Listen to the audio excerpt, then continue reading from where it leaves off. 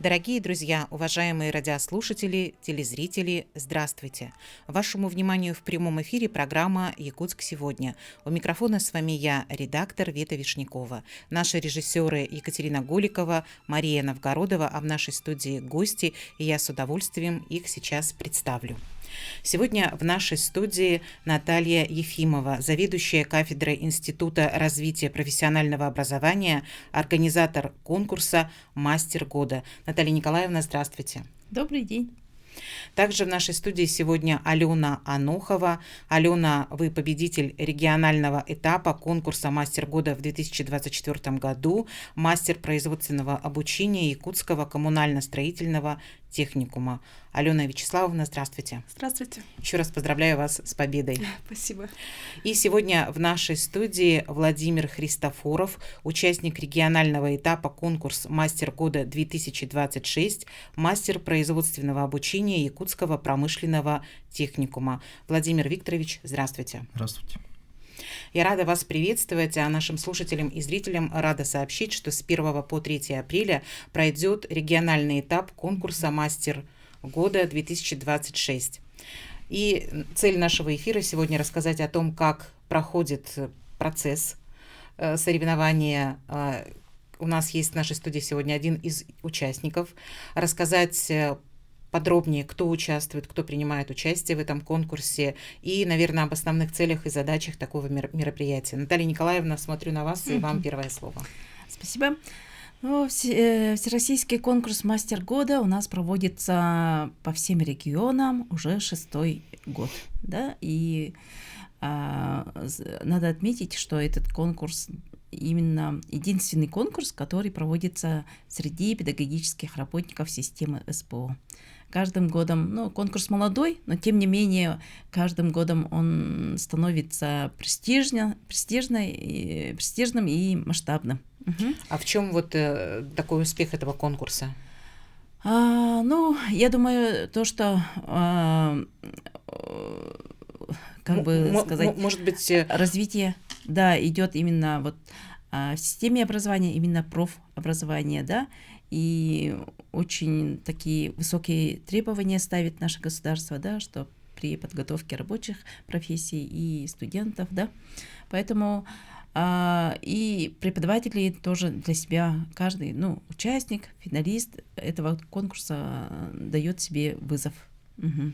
Вот как раз я подумала, может быть, мы можем Алене вопрос адресовать, что приобретает участник и тем более победитель в таком конкурсе. Вы уже наверняка можете так с оглядкой сказать, потому что 2 года прошло.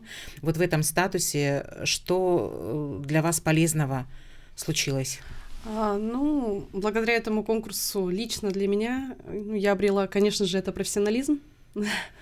Оттачивается очень много новых методик, которые необходимы нам для нашей работы. Много новых друзей, новых коллег, которые по всей России съехались в один город, чтобы соревноваться в таком интересном педагогическом конкурсе. И это очень важный такой момент в моей жизни был, когда я получила новых друзей, которые могли передать свой опыт, которым было важно так же, как и мне, вкладывать в систему образования. Тем более, при том, что, как сказала Наталья Николаевна, система профессионального образования очень сильно развивается сейчас. Очень много кто желает поучаствовать в таком конкурсе и получает, помимо опыта, много новых знаний, очень много новых для себя, возможно, практических открытий. Поэтому этот конкурс, он очень важен. Я считаю, что каждый год нам нужно даже увеличивать количество участников каждый раз, потому что очень много желающих также. Это конкурс всероссийский, только это не только проходит в рамках нашей республики. Вы можете общаться со своими коллегами со всей России. Это действительно очень круто, такое сообщество. В 2024 году в городе Тюмени проходил финал, где я представляла нашу республику. Мне было, конечно, это была и радость, и гордость, и большая ответственность. И было 89 участников с 89 регионов нашей необъятной страны. И вы победили в 2024 году среди них, среди всех? Нет, среди регионального я победила, да. А я там представляла уже республику. Ну, у нас был победитель Дмитрий Медведев с города Курска. До сих пор поддерживаем связь также. У вас очень красивая, обезоруживающая улыбка. Я думаю, очень много людей радовались за то, что за вашу победу, что вы стали победителем. Спасибо. Ну, были, конечно, были люди очень много. Да, а вот ваше руководство вашего Якутского коммунально-строительного техникума как-то вас поддержало и отметила вот эту вашу победу? Конечно. Финансово в том числе. Конечно, они даже болели за меня очень активно, с плакатами. Да, благодаря моим коллегам это была очень большая поддержка. Они помогали мне как и подготовке к открытому уроку, ну, к самому конкурсу. Они поддерживали меня на протяжении всего конкурса, на протяжении 4 дней. Они были рядом со мной и ну, финансовым тоже поощрили. Ну, на самом деле, главное то, что мы все вместе работали над одним важным делом. Тому, чтобы показать на то, что мы можем, что мы умеем, и показать о том, что мы, правда, можем обучить новым методикам, новым знаниям. И хотим это представить нашей республикой, ну, в моем лице, на всероссийском уже финале конкурса «Мастер года». Владимир Викторович, вы обучались, да, сначала в Якутском промышленном техникуме, и теперь вы преподаватель, мастер этого техникума. Мастер производственного обучения, да. И я желаю вам победы в этом году. Как у вас у самого настрой, как вы чувствуете сейчас вот себя среди тех конкурентов, которые борются за первое место? Мастер года для меня это больше, чем конкурс. Во-первых, у меня это встреча с персоналом своего дела, обменяться опытами, практическими навыками, можно сказать. Мне честь, что я участник этого конкурса. Вы один из лучших на сегодня. Для того, чтобы дойти до регионального этапа, вы же сейчас уже всероссийский конкурс, я правильно понимаю? Вот сейчас соревнуетесь вы? С 1 по 3 апреля у нас региональный этап. Сейчас региональный этап этого конкурса. То есть сейчас тоже, как понятно. И именно на очный этап у нас попали в десятку вот Владимир Христофоров, да, и 10 наших преподавателей, самых лучших преподавателей и мастеров производственного обучения. И вот в 3 дня они будут уже показывать свое профессиональное мастерство, будут проводить мастер-класс, профориентационную работу и в качестве формате видеоролика должны рассказать о своей профессиональной педагогической деятельности. И, конечно же, победитель у нас поедет в этом году. У нас проводится финал конкурса «Новый Уренгой» Ямало-Ненецкого автономного округа. У нас такая традиция этого конкурса, да, конкурс проводится, где работает и живет победитель конкурса, ну, прошлого года, получается. И в этом году у нас как раз в рамках январского совещания к нам приезжал победитель прошлого года Михаил Иванов.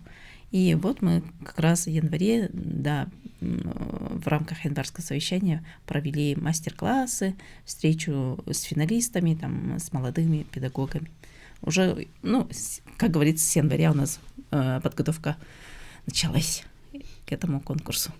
Есть такая традиция, что тот участник конкурса, который приходит в нашу студию перед региональным этапом, становится победителем. Поэтому я думаю, что, Владимир Викторович, вы можете точно рассчитывать на победу. Шанс есть, да. Какой из вот этих конкурсов, да, из этих этапов, вернее, не этапов, соревнований, да, вот сейчас на уже региональном этапе, какой для вас может быть самый сложный или самый интересный? В региональном конкурсе есть 3 этапа. Это до 27 марта мы должны отправить видеоролик «Я мастер», именно посвященный профессиональной деятельности участника. Второе – это мастер-класс, это открытые учебные занятия, тоже взаимодействие с студентами, показывающие взаимодействие с студентами и профессией. И третье – это влюбить профессию. Профессию, да. Именно презентация профориентации в широком аудитории. Это показать именно профессию слесарей, наладчиков, контрольно-измеряющих приборов и автоматики. Именно наши киповцы сейчас обеспечивают в заводах сложные механизмы именно по измерению, автоматизации. И роль лежит именно по предмету физика. И какой из этих конкурсов для вас, ну, не знаю, нравится вам больше всего или сложноватый, может быть? Ну, думаю, это будет мастер-класс для меня. Ага, это учебное занятие по открытому уроку. Это будет сложновато? Да. Потому что там, наверное, будет сидеть какая-то комиссия, да, которая в моменте оценивает, да? Вот с 1 по 3 вопросы. апреля, да, очно в нашем городе Якутске. У нас экспертная комиссия из 6 экспертов, да, членов комиссии, да, и председателем у нас будет Максим Анатольевич Сорочинский, кандидат педагогических наук, преподаватель, который сам несколько раз участвовал в различных всероссийских конкурсах и стал победителем. Поэтому будут не просто там экспертами преподаватели, да, мастера производственного обучения, а именно те люди, которые уже принимали участие, стали победителями. И психолог также будет в составе экспертной комиссии. И наши эксперты по развитию профессионального образования. И надо отметить, как мы организаторы, да, каждый год стараемся включить новые эти нововведения, да, скажем. В прошлом году мы включили конкурс «Влюбить профессию».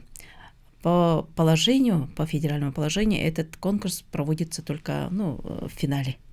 И сами участники, финалисты, хотели и попросили, чтобы этот конкурс мы включили в региональный этап. А отборочный этап у нас проходит заочно, и там они уже собирают свои документы. Владимир, например, свой пакет документов отправил, и там у нас на отборочном этапе в этом году было 31 преподавателей, да, мастеров производственного обучения из 23 профессиональных образовательных организаций. И в десятку вошли, в финал вошли только десятка. 1/3, да, получается. И надо отметить, что там очень высокие требования. Положение у нас основывается на федеральном положении. Основные критерии, требования ничего не меняем. Оставляем только внесли только конкурс «Влюбить профессию». А так, региональный этап у всех стартует одинаково во всех регионах, да?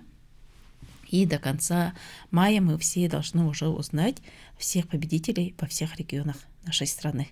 И в сентябре уже как по традиции, с 28 сентября у нас стартует конкурс, и день СПО 2 октября мы узнаем самого лучшего мастера системы СПО, скажем. Это уже, который всероссийский будет. Да. Имя победителя по России. По России. Но это прямо так все растянуто на весь год, да? То есть такое ощущение, что прямо уровень напряжения, да, какого-то не знаю, интереса, да, он. То есть если ты в эту историю, да, как-то так уже, да, решил туда идти, то уже продолжительное время ты прям будешь держать руку на пульсе. В течение года, да. В течение года, получается, почти до конца года. Специально так сделано? Так надолго? Может быть, да. И в течение года еще этих между этапами, отборочными, региональными этапами у нас стартует, буквально в январе стартовала эстафета флага. И этот флаг конкурса проходит через все регионы. Вы сегодня тоже принесли флаг? Да, это у нас, скажем, такой мини-флаг. Вы сейчас о нем говорите, тоже да? есть, который и еще принесли вы книгу сегодня. Это у нас в прошлом году 5 лет конкурсу было, да, юбилейная книга вышла, и также 85 лет СПО, системы СПО, поэтому, двойная юбилейная книжка вышла. И там есть все победители? Да, все победители, все финалисты, и эксперты наши, да, федеральные и региональные. И моменты эстафеты флага, и которые наши эти финалисты, которые представляли регион из, скажем, российского конкурса фотографий. Мы за кадром говорили о том, я сказала свое мнение, что мне даже удивительно, что молодежь сейчас идет, да, вот в сферу преподавания, что хочет стать преподавателями. А вы, Наталья Николаевна, сказали, что много молодежи, которая хочет идти в эту сферу, хочет преподавать. Вот это прям, мне кажется, даже как-то сложно объяснить. Это очень нас радует, да, что последние, ну, скажем, 5 лет очень много стало молодых педагогов, которые работают именно преподавателями, мастерами производственного обучения, да, и в нашем конкурсе, вот, возьмем даже мастер года, да, каждым годом он молодеет. Средний возраст, ну, скажем, здесь участника 35 лет. Может быть, именно в сферу вот среднего профессионального образования хотят идти преподавателями, потому что не в школу, да, потому что в школе там сложнее все-таки. Сейчас преподаватели как будто меньше имеют прав, чем сами школьники. Да, есть такое. А здесь уже вроде бы как человек идет, он уже такое осознанное свое путешествие, да, в эту профессию, он уже выбрал и, наверное, уже как-то заинтересован, чтобы до конца дойти и получить этот диплом. У нас остается 5 минут даже меньше, 4 минуты до конца эфира. Вдруг я что-то не спросила, что вы бы хотели сказать, на чем бы вы хотели сделать акцент. Пожалуйста, предоставлю вам слово, и, может быть, вы хотите пожелать чего-то тем, кто сейчас соревнуется. Позвольте, я хотела бы пожелать нашим финалистам регионального этапа удачи, ничего не бояться, чтобы они набрались также профессионализма, нового опыта, может быть, переняли бы новые методики какие-то. И хочу сказать, не бойтесь выходить за рамки. Нам нужно иногда выходить за эти рамки, чтобы находить что-то новое. Не бойтесь экспериментировать. Ну и, конечно же, всем здоровья и удачи. Владимир Викторович. Да, я желаю тоже конкурсантам удачи. Во-первых, для меня честь встретиться с ними. Это показывает опыт работы. Все идет, профессиональная деятельность идет к мастеру года, к этому конкурсу. Я рад, что я один из них. И мне будет очень хорошо с ними встретиться. Но вы сами вот как себя ощущаете, рассчитываете на победу, так, если честно? Ну, да, вроде. Вот мне почему-то тоже кажется, что вы победите. Ну, сильно не скажу, конечно. Да, сильно говорить не буду. Надо отметить, каждый финалист, да, тут, если в каждом конкурсе, да, финалист, если у финалиста очень хорошая активная команда, да, такая, скажем, сплоченная, это команда методистов, руководителей, коллег, да, председателей УМО, да, скажем, студентов, то, конечно же, победа гарантирована финалисту. И, ну, любой конкурс, это профессиональный конкурс, это не только для, ну, скажем, самого участника. Да, самого участника. Поэтому успех зависит от самого участника. Да, это в первую очередь зависит от команды. Командная работа. Да. И, наверное, еще когда близкие люди поддерживают тебя, потому что это же, правда, такое напряженное время, да, когда тебя должны как-то так от всех домашних дел, да, освободить, чтобы, наоборот, ты вот об этом не думал, а был сконцентрирован только на своей работе. Вот, хотел бы еще спасибо сказать именно моим коллегам, которые мне сейчас помогают, моей семье, моим родственникам. Да, без поддержки, конечно, нет. Один в поле не воин, это точно.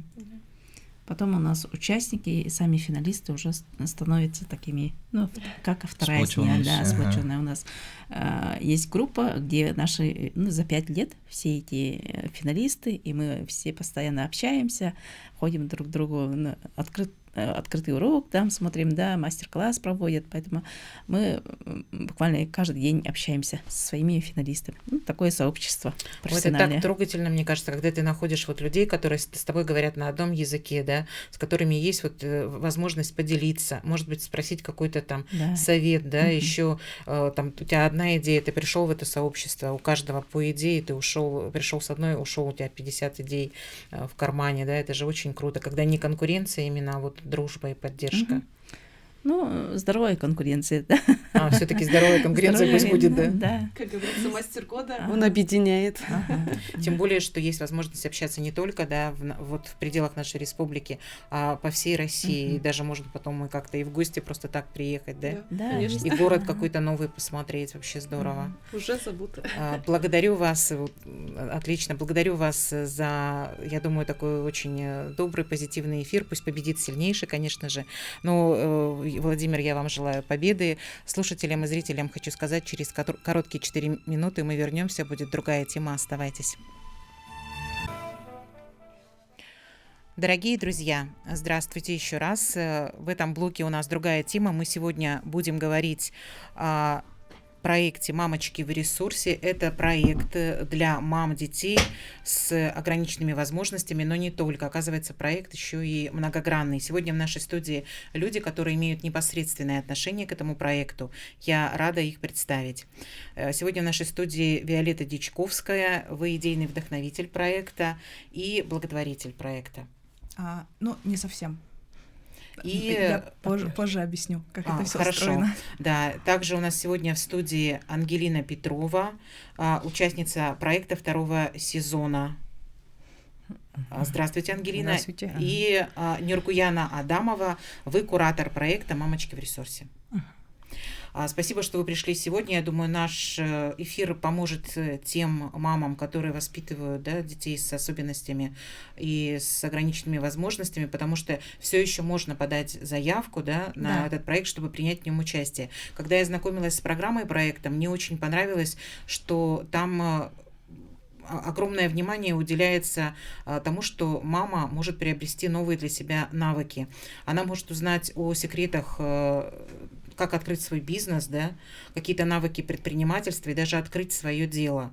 И еще мне очень понравилось, что в эту программу, в этот проект могут прийти мамы вместе с детьми. И пока мама будет обучаться, ребенок будет находиться в ответственных, надежных руках. Все верно. Вот расскажите об этом, пожалуйста, подробнее. И, возможно, как-нибудь еще о целях этого проекта. Наверное, я начну, да? Да. Вообще, в целом, я являюсь сооснователем проекта «Сервис по поиску нянь». Это мобильное приложение, работает по типу Драйви. И получается, что мы, когда отработали 2 года, примерно 2 года, мы накопили очень много кейсов. Мы видели, как устают мамы. Мы это всю их усталость, всю их боль прочувствовали сами на себе. Сооснователями проекта являются также многодетные семьи. И в итоге мы пришли в благотворительный фонд Синец Парк с идеей о том, чтобы давайте сделаем проект, чтобы разгрузить мам многодетных. Фонд Синец Парк нас поддержал в этой идее и полностью профинансировал 1-й сезон. Так же, и как и все, да. Сейчас идет 6-й сезон. За это время мы в течение 6 сезонов благополучателями являлись 63 мамы в общем. А с детьми это примерно 155 благополучателей. Это длится уже 3-й год, получается, в 2024 году мы запустили 1-й сезон для многодетных. Затем мы запустили совместно с фондом Харасхал для мам с детьми с инвалидностью сезон. Также у нас был сезон для мам в трудной жизненной ситуации. Каждый сезон, он отличается тем, что это индивидуальный подход, именно каким мамам мы помогаем. Нас также поддерживает в этом проекте благотворительный фонд Сбера «Вклад в будущее» и совместно с Синец Парком. Они финансируют каждый сезон, получается. Вот. Еще мы не сказали, что этот проект, организаторы проекта, это благотворительный фонд Харасхал. Да, вот это именно важно. того сезона для мам, воспитывающих детей с инвалидностью и с ОВЗ. То этот сезон. То есть у каждого сезона свой организатор. Всё Да, верно, да. Например, для мам в трудной жизненной ситуации организатором был центр «Первый шаг». Это центр психологии. Вот. что касается нянь, да, мы с благотворительным фондом Схарысхал сотрудничаем уже 3-й год. Наши няни обучаются именно как присматривать за детьми с аутизмом, за детьми с определенными диагнозами. И прошедшие обучению няни могут быть допущены вот к присмотру за детьми мамочек в ресурсе. Ну, в общем, это такая система. Да, то есть своя особенность все равно за присмотром особенных детей, и этому няни у нас обучаются. У меня вопрос, Виолетта, к вам, да, и к Нургуяне. Почему вы решили этим заниматься? Ну, во-первых, это, наверное, личная боль. Вообще, в целом, каждый стартап, я считаю, что рождается из боли человека, индивидуально, да, можно сказать, если так выразиться. И сервис по поиску нянь под присмотром, он также был рожден с учетом того, что нам просто не было с кем оставить детей.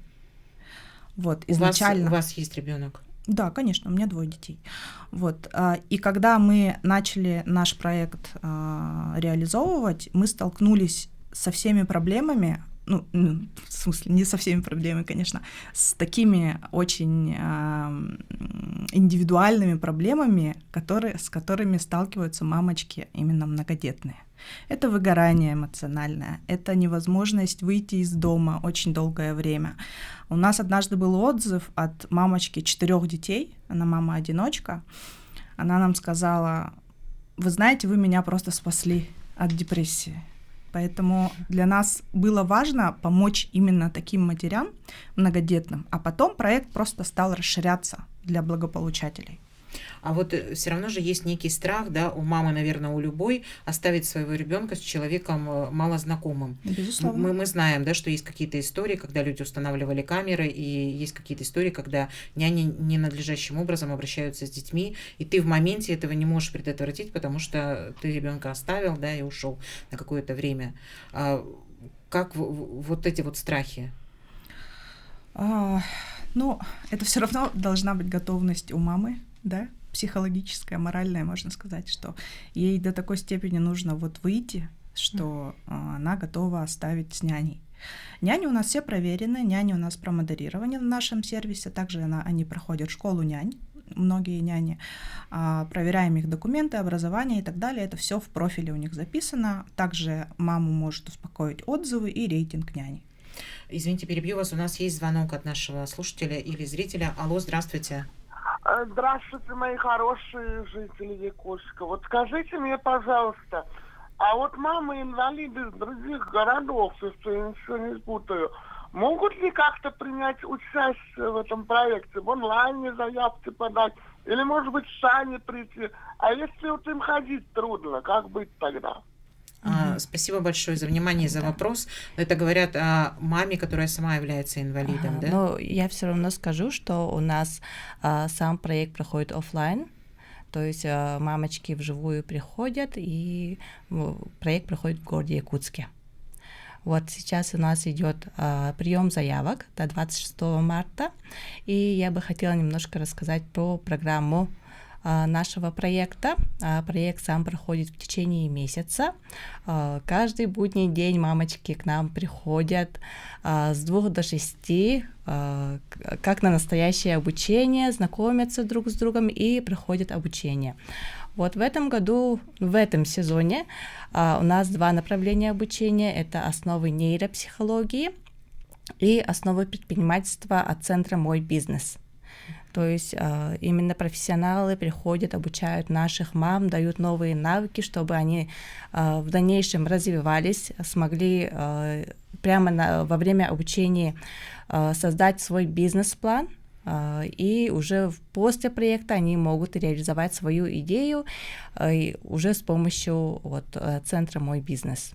Вот, и помимо этого у нас каждую неделю проходят различные творческие мастер-классы для саморазвития мамочек, и самое главное — это общение, да, чтобы мамочки между собой сдружились, общались, делились своим опытом, своими проблемами и нашли такой круг общения поддерживающий.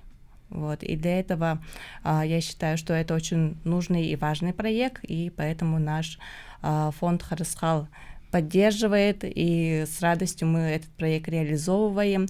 И даже для меня лично, я сама, получается, уже взрослый ребенок с инвалидностью, и я уже с детства видела, как сами мамы нуждаются в поддержке, и чтобы у них был свой круг общения. Ангелина, расскажите, пожалуйста, как вы узнали о проекте, вы участница проекта 2-го сезона, как вы подали заявку и что вам понравилось, а что, может быть, для вас было каким-то удивительным? Я попала в проект со 2-го раза.